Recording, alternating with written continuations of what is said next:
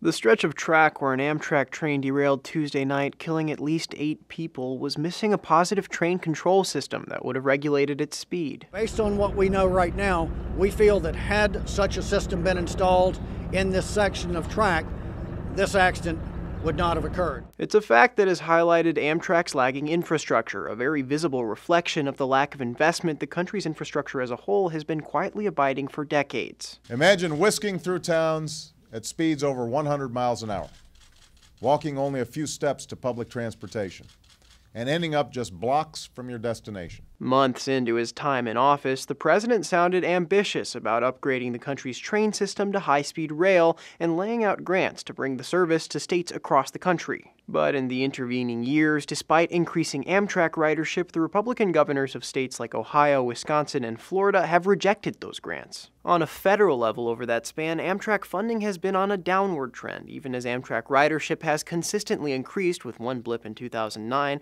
adding close to 10 million passengers since 2000. All in favor, say aye. Aye.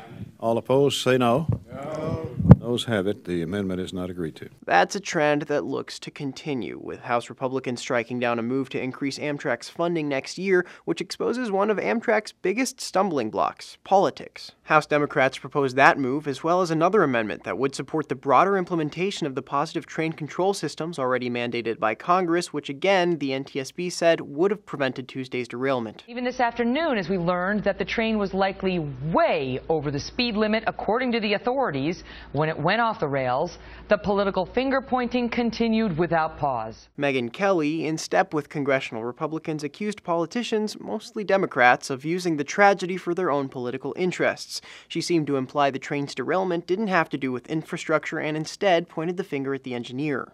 Have we talked to the engineer? The answer to that is no, but we plan to. The NTSB officials conducting the investigation said Wednesday they hadn't spoken to engineer Brandon Bastian. His lawyer said Thursday that Bastian has no recollection of the incident. For Newsy, I'm Sebastián Martínez.